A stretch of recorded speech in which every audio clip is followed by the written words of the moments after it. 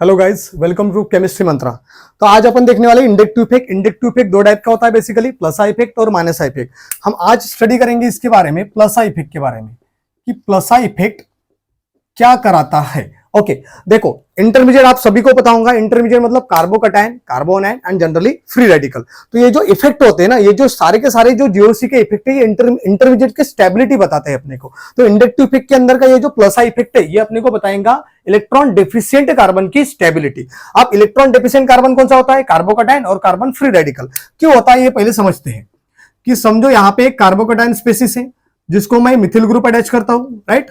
यहाँ पे कार्बन है, इसको एक मैंने 3 मिथिल ग्रुप अटैच कर दिए। अब यहाँ पे जो कार्बन है, ये कार्बन इलेक्ट्रॉन डेफिशिएंट है। ये कैसे पता चला ये डेफिशिएंट है? क्योंकि इसके ऑक्टेट के अंदर ओनली 6 इलेक्ट्रॉन प्रेजेंट है, और जनरली अगर देखा गया तो ऑक्टेट ये 8 इलेक्ट्रॉन से कंप्लीट होता है।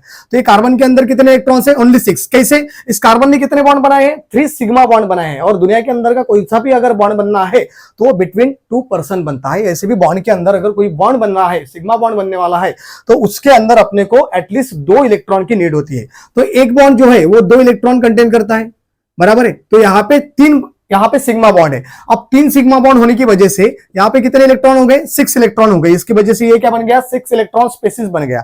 ओके, तो ये कार्बन डेफिशिएंट है, तो इसकी स्टेबिलिटी कौन इंक्रीज करेगा? इलेक्ट्रॉन डोनेटिंग ग्रुप इंक्रीज करेगा। तो यहाँ पे ये जो मिथिल ग्रुप है ना, इसको मैं बोल रहा हूं इलेक्ट्रॉन डोनेटिंग ग्रुप। अगर प्लस आई इफेक्ट के बारे में अगर जानना चाहते हो तो प्लस आई इफेक्ट के अंदर इलेक्ट्रॉन डोनेटिंग ग्रुप जो होते हैं वो कौन से रहेंगे?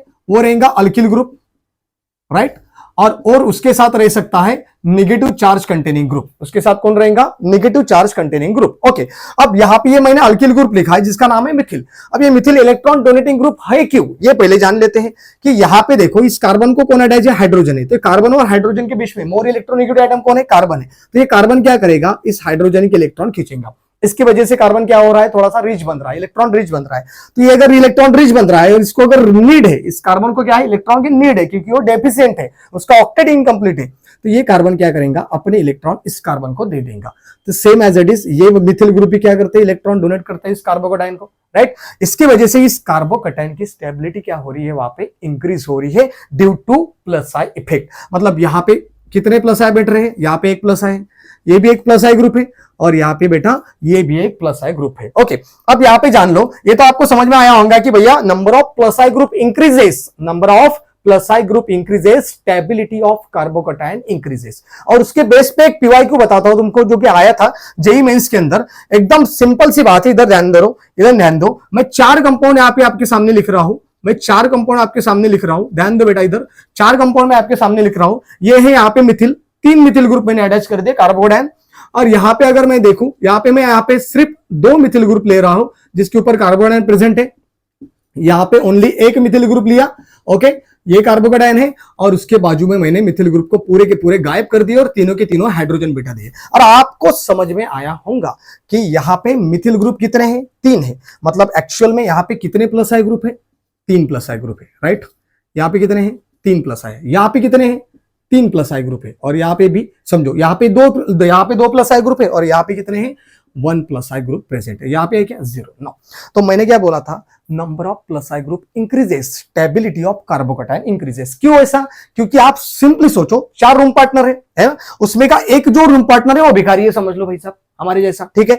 अब उस कार्बन के पास तो पैसा ही नहीं है, इसके पास ये जो चौथा पार्टनर है उसके पास कुछ पैसा नहीं रहता है। तो ये जो 3 पार्टनर है उसके, वो अगर रिच फैमिली से बिलोंग करते हैं और कुछ डोनेट करना चाहते हैं उस गरीब को, तो ये 3 मिथिल ग्रुप जो है उसको डेफिशिएंसी फील होने नहीं देंगे। मतलब ये क्या करेंगे? इसको इलेक्ट्रॉन देंगे। इसको इलेक्ट्रॉन का मतलब क्या है? पैसा। हमारी लैंग्वेज में इलेक्ट्रॉन को पैसा बोला जाता है भाई साहब, क्योंकि लाइफ के अंदर तुम देखो, कोई भी रिएक्शन होती है ना, पैसों की वजह से होती है। वैसे भी केमिस्ट्री के अंदर अगर कोई भी बॉन्ड ब्रेक या मेक हो रहा है तो उसके पीछे रिस्पॉन्सिबल है कौन? इलेक्ट्रॉन। तो यहाँ पे ये क्या कर रहे हैं? उसको पैसा दे रहे हैं, है ना। पैसा मतलब क्या? इलेक्ट्रॉन दे रहे हैं। तो इसको इतनी डेफिशिएंसी फील नहीं होंगी, क्योंकि उसके तीनों रूम पार्टनर कैसे है? इलेक्ट्रॉन रिच है। अब यहाँ पे अगर देखोगे तो दोनों ही रिच है। एक कैसा है भैया?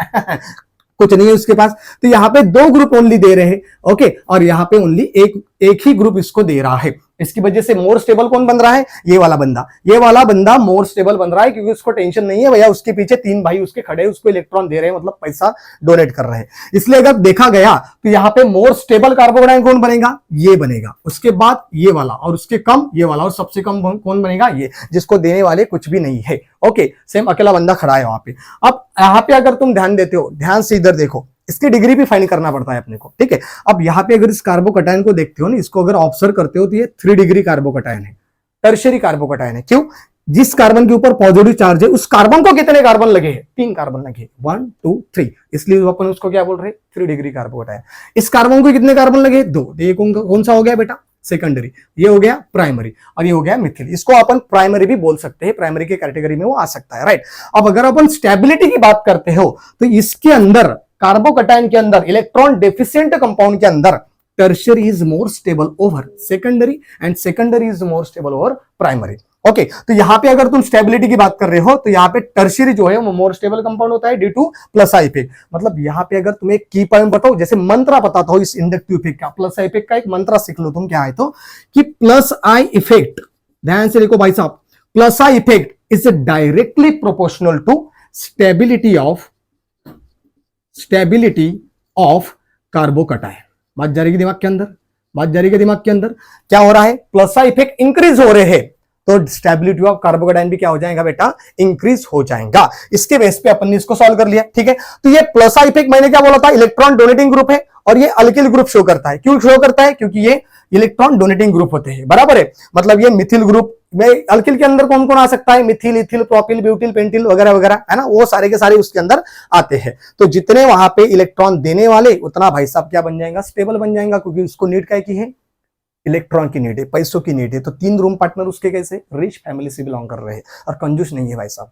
समझ में आ रहा है आपको, तो ये मोर स्टेबल बनेगा। तो ऐसे ये कार्बोकेटाइन का जैसी स्टेबिलिटी हुई, वो एज इट इज स्टेबिलिटी किसकी हो सकती है, कार्बन फ्री रेडिकल की भी हो सकती है, क्योंकि कार्बन फ्री रेडिकल जो है वो भी एक इलेक्ट्रॉन डेफिशिएंट कंपाउंड है। कैसे तुमको बता देता हूं, ये तुमको समझ में आ गया क्या, अभी ये पूरा दिमाग के अंदर चला गया तुमको। अब 2 मिनट के अंदर आपको मैं बता देता हूं कि भैया कार्बन फ्री रेडिकल किस प्रकार से इसके ऊपर वर्क करता है, कार्बन फ्री रेडिकल की स्टेबिलिटी किस प्रकार से यहां पे देखी जाती है। इधर ध्यान देना है सबने, इसका स्क्रीनशॉट लो, ठीक है, इधर ध्यान दो।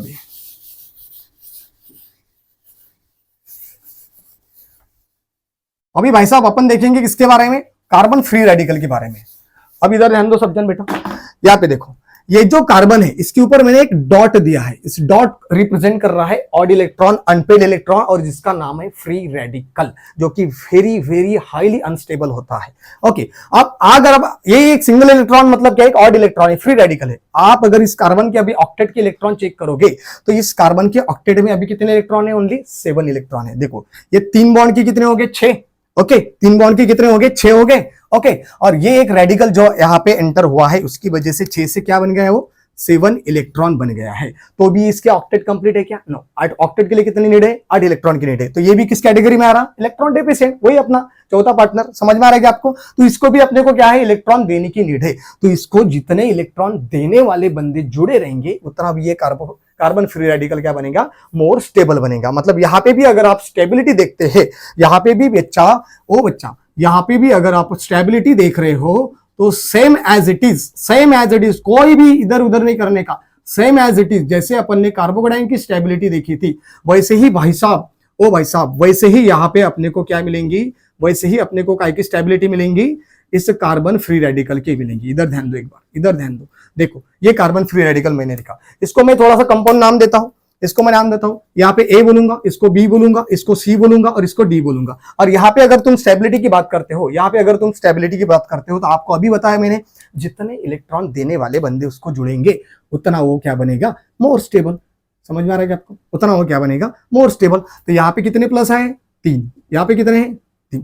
देखो ये 3 प्लस आए इस कंपाउंड के अंदर, राइट। यहाँ पे कितने प्लस आए प्रेजेंट है, यहाँ पे ओनली 2 प्लस आए, ओनली दो। यहाँ पे कितने भाई साहब, 1 प्लस आई, यहाँ पे कुछ है क्या, नो। तो प्लस आई ग्रुप इंक्रीजेस, भाई साहब plus I group increases, stability of carbon free radical also increases. मतलब यहाँ पे अगर मैं स्टेबिलिटी देखूं, तो मोर स्टेबल कौन है, ए, उससे कम कौन है, बी, उससे कम कौन है, सी, और सबसे कौन है, डी। ये क्या है, ये है stability of carbon free radical. समझ में आ रहा है क्या? ये क्या है? CFR, carbon free radical. ये stability of carbon free radical है। मोर स्टेबल कौन है? ए है। ओके, यहां पे भी अपन एक मंत्रा बोल सकते हैं। भैया इसका एक मंत्रा क्या है, इसको ध्यान में रखने का मंत्र क्या है, ये मंत्र आपको देता हूं, इधर ध्यान दो भाई साहब। मंत्रा चैनल पे आए तो इधर ध्यान दो तुम। यहां पे अगर प्लस साई इफेक्ट, ओ जनाब, प्लस साई इफेक्ट अगर इंक्रीज होगा, मैंने क्या बोला? प्लस साई इफेक्ट अगर इंक्रीज होगा तो स्टेबिलिटी ऑल्सो इंक्रीज हो जाएंगी। Stability of carbon free radical increase हो जाएंगी। बात समझी क्या? बताओ। बस खत्म खत्म खत्म खत्म खत्म। ये प्लस आई का काम खत्म। समझ में आ रहा है कि आपको? प्लस आई का काम खत्म। यहाँ पे प्लस आई इफेक्ट इंक्रीजेस, यहाँ पे plus I effect increases, stability of carbon free radical increases. Okay, समझ में आ रहा है आपको? समझ में आ रहा है आपको? ध्यान दो इधर, अब इधर ध्यान देना है तुमने। ये प्लस आई इफेक्ट के बारे में हो गया, ठीक है। ये किसकी स्टेबिलिटी इंक्रीज कर रहा है? कार्बोकेटाइन की स्टेबिलिटी इंक्रीज कर रहा है और कार्बन फ्री रेडिकल की स्टेबिलिटी इंक्रीज कर रहा है। अब एक दूसरा इंटरमीडिएट में होता है जिसका नाम है कार्बोनाइन, जिसके ऊपर नेगेटिव चार्ज है। अब उसके ऊपर अगर तुम प्लस आई इफेक्ट अप्लाई करते हो तो किस प्रकार से अपने को समझ में आ जाएगा, ये थोड़ा अपन देखते हैं। पहले इसका स्क्रीनशॉट बोल लो, खींच लो जरा फटाक से। हो गया? चल ध्यान दो इधर, अभी फटाक से इधर ध्यान देना है बेटा।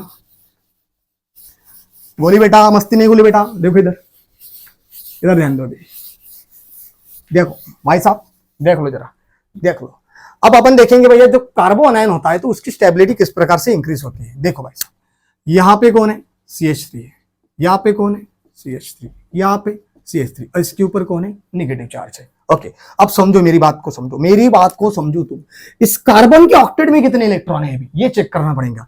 यहाँ पे तो पता है एक बॉन्ड के अंदर 2 इलेक्ट्रॉन्स होते हैं, यहाँ पे 2, यहाँ पे 2 और यहाँ पे 2। कितने हो गए टोटल? 6। और निगेटिव चार्ज के अंदर अगर देखा गया तो निगेटिव चार्ज के अंदर होते हैं 2 इलेक्ट्रॉन्स। निगेटिव चार्ज के अंदर कितने होंगे? 2 इलेक्ट्रॉन। एक खुद का होता है और एक दूसरे से चुराया होता है, बराबर है। तो यहाँ पे निगेटिव के 2 इलेक्ट्रॉन, ये 6।